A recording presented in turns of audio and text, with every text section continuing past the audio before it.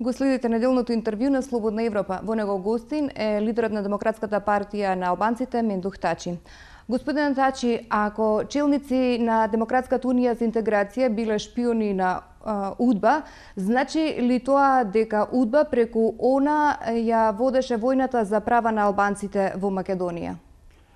Се точно до последната реченица. УДБА не ја водеше војната за правата на албанците, туку УДБА беше уфрлена во Македонија за да се наштети по првин процесот на независноста на Косово. Требаше да се докаже дека се работи за еден турбулентен народ кој нема политички барања, туку има само криминални или моментални барања. Мислам дека веќе полека е јасно од 2001 беше комплет сценарио на Белград. Луѓето од тука заборават од 2001 не беше УДБА само една во Белград. Тука имаше две УДБИ. Новата УДБА на демократските сили во Србија и старата која веќе се распаѓаше, но процентот не се знаеше. Која беше појака? УДБАта на старите структури, 51%, или УДБАта на новите структури, 49%. Вие тогаш бевте на власт. Дали сега велите дека конфликтот во 2001 година не беше праведна борба? Тоа сум го рекол тогаш и денеска ќе го кажам и понатаму ќе го кажам. Албанците во Македонија немат никаква причина да направат војна. Имаат причина да ги искажуваат нивните незадоволства во други смерови, во демократскиот процес што се одвива во целата регија. Не сум зборел само јас тогаш така. Збореше господинот Робертсон, господинот Солана, сите амбасадори на западните земји што беа во Македонија. Ќе во упатам. 7 мај 2001 имате интервју на британскиот амбасадор, господинот Марк Дикинсон, кој вика децидно дека луѓето што се наоѓаат тамо горе се луѓе испратени од Србија и од Милошевиќ. Ова сега што се случува, само се става печат на таа вистина. Со оглед на тоа дека сте убедени дека ќе излезат аргументи за антинационално действување на членовите, кај некои членови на ДУИ, дали намерата ви е отстранување на тие личности од политичката сцена или преиспитување на случувањата во 2001 година? Последното. Предпоследното не е целта. Уште еднаш јавно ти искажувам оти не сакам власт. Не сакам ни превремени избори. Не е ова политичка кампања. Сакам редовни демократски избори. Сакам власт со демократски избори. Не се работи за политички трик или политичка тактика на ДПА или на некој друг. Многу жалам што некои луѓе сака да ме искажат оти јас се разбирам во тајните служби. Најсериозно и најискрено ви кажам, не се разбирам. Но ја правам политика. Имам политички предвидувања. И секогаш кога зборам дека ќе се случува, зборувам од политички аспект. Не зборам од таен аспект или од аспект на некои служби што имам информации. И третото, не сум толку млад за да ме сметат толку наивен. Јас лично, мојата партија, сум дел од таа историја. А таа историја на албанците не е од 2001. Таа историја на албанците од 41, од 45, од 56, 68, 81, па до независноста на Косово. Мислам дека ова ситуација ќе се разреши политички.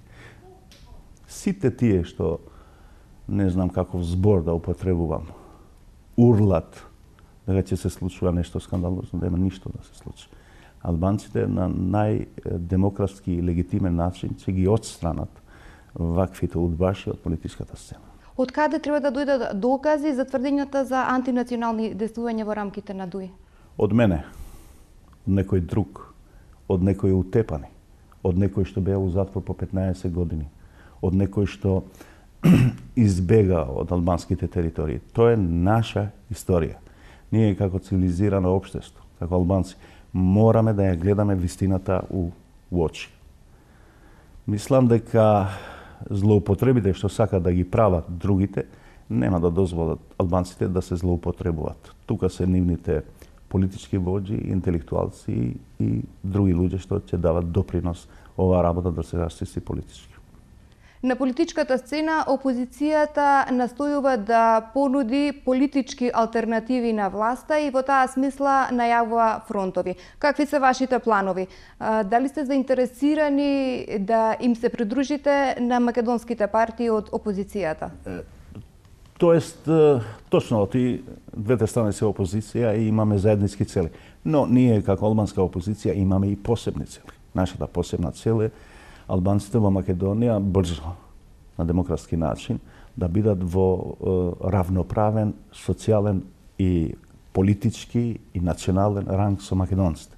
Ние продолжуваме да тераме оваа политика, оти мислиме дека без внатрешна интеграција на општеството во Македонија, на двете националности, албанците и македонците, илузорно е да се збори за интеграција во другите глобални структури, како НАТО, Европска унија и така натаму. Имавте ли средби во изминатиот период со Црвенковски и дали сте сега поблиски или останува вашата дистанца кон политиката на СДСМ, која порано жестоко ја критикувавте?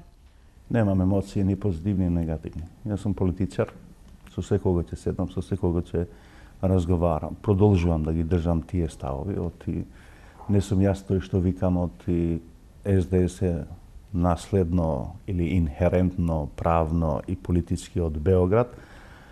Сигурно дека тоа е нивен проблем и тие ќе успеат да се реформират.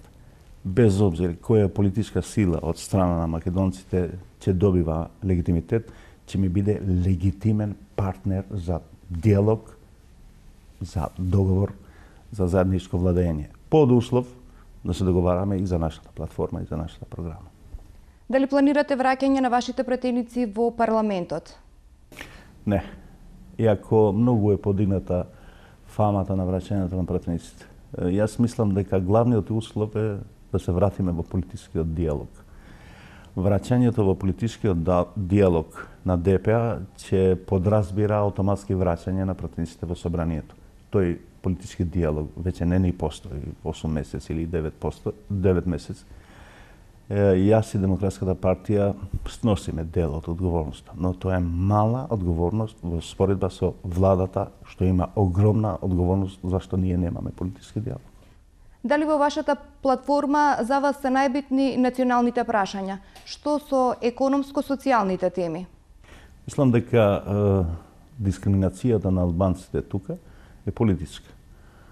Ако ја легитимирате политичката дискриминација, автоматски се подразбира дека тука е економската дискриминација. Само погледнете буџетот на владата на Македонија, како се распределува, одма ќе сватите дека наместо албанците да ги искористат тој буџет 25 или 30%, оние уште ден денеска продолжуваат придобивки од тој буџет да има 2 или 3%. Во сите сегменти на општеството, од здравство, култура, образование па до другите сегменти. Зошто тогаш ДУИ и натаму има повисок рейтинг кај гласачите во однос на вашата партија? Господинот Ахмети има 4%, а ДУИ има 10%. Не постои ДУИ без господинот Ахмети.